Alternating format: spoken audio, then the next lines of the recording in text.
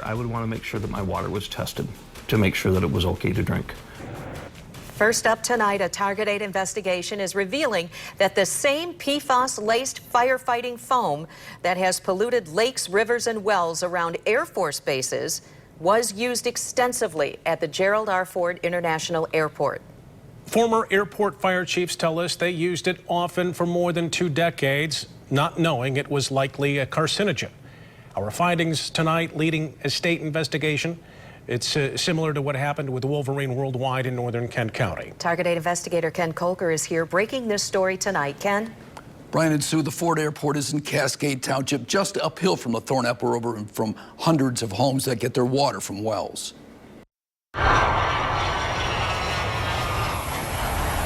The potential for disaster is always there, which means airport firefighters must be prepared. Help me! A former airport fire chief says he started using the foam in the late 1970s, mostly for training at what was then the Kent County International Airport, not knowing what it could mean 40 years later.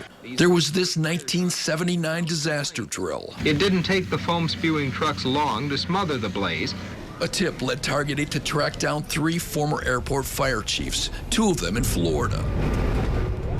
We used it a lot, all the time. I mean, how many times over your 10 years do you figure you used firefighting foam at the airport? Probably 1,000 times or so. More than 15,000 gallons, he says, during his decade at the airport. They say it drained, untreated, into the ground. It would go out this way. So here's the Thornapple River. Yep. And it would drain like this way down this creek. It's called aqueous film forming foam, or AFFF, first made by 3M. It has led to PFAS contamination at as many as 200 military bases across the country, at an airport in Alaska, and at every airport in Australia. A recent survey of airports in the U.S. found that most had used the foam and let it drain into the ground. Anytime there's wells around an airport, that should be a flag. The PFAS compounds are similar to those in the Wolverine Worldwide water crisis that has spread into an area 6 miles long and 5 miles wide in northern Kent County. But that was caused by Scotchgard, also made by 3M, which Wolverine used to treat shoes.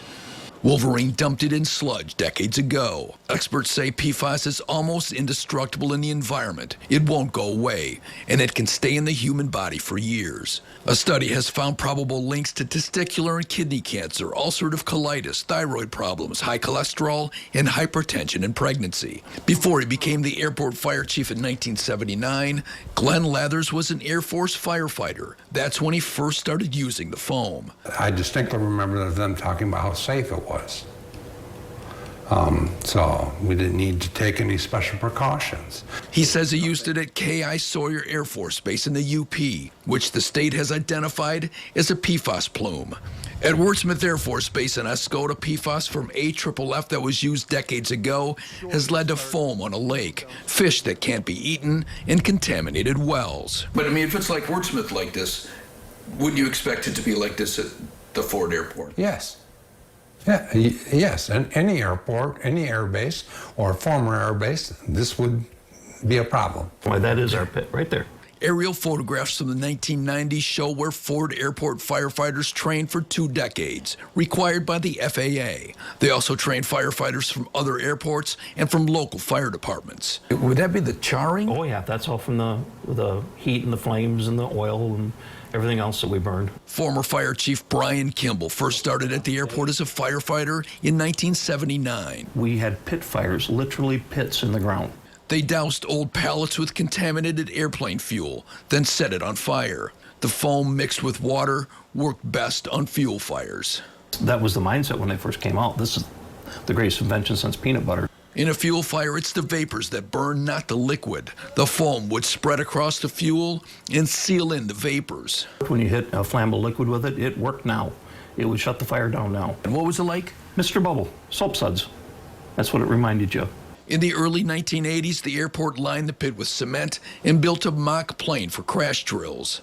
Lathers recalls using the foam twice on small plane crashes at the Ford in the 1980s, both near the runway. By 2000, the airport stopped practicing with the foam, and firefighters started training at Chicago's O'Hare International Airport. The Ford Airport is about 800 feet above sea level, but the elevation drops quickly 130 feet toward homes into the Thornapple River. Well, that's similar to House Street, where the landfill was way on top of the high ground, and then it slopes down to the Grand River. It was Grand Valley State University professor Rick Radesky's work that helped lead the state to start investigating Wolverine Worldwide's PFAS dumping on House Street in Belmont. Well, I'd be very concerned because the airport's built on fill, and it's also built on very permeable soil, because they want all the water to, spread out and run off. There are more than 400 homes in the neighborhood downhill from the airport, most built in the 1970s and 1980s, some worth more than $1 million, most on well water. Well, you're going to have to test the houses, and if you don't find anything, then you're going to have to figure out where it's gone, because it was there, it was applied there, and you need to figure out where it's going. What would you say to the people drinking that well water? I would tell them to stop and drink bottled water that's been filtered.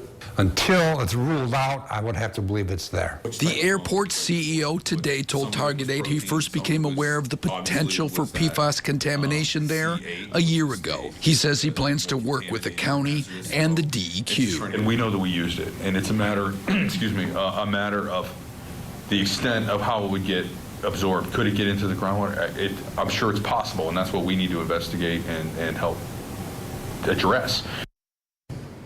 Now, within the last hour, the state fire marshal told us that he is working with 1,000 fire departments around the state regarding their use of this foam. The state acknowledged it might be the source of PFAS found in groundwater. They hope to come up with a plan of how to dispose of it properly to prevent further contamination. Now, tonight at 11, the former fire chiefs we talked to question why the local airport didn't act sooner. And Target 8 discovers this mysterious foam on a creek near the airport, launching a state investigation. Well, that's what I was going to ask you, Ken. What are the next steps now? Because you're talking about, some 800 homes with well water and the Thornapple River? Yeah, there are actually about 400 homes that are on wells, actually. There is some city water in there, but for the most part, a lot of those homes are on wells. Some of these neighbors, they want their wells tested. We talked to some, and we're going to have more on that tonight.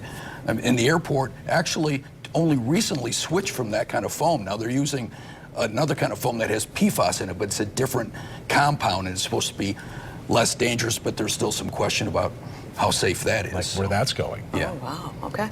Okay, We'll Ken look Colfer. forward to your report at 11, Ken. Thank you.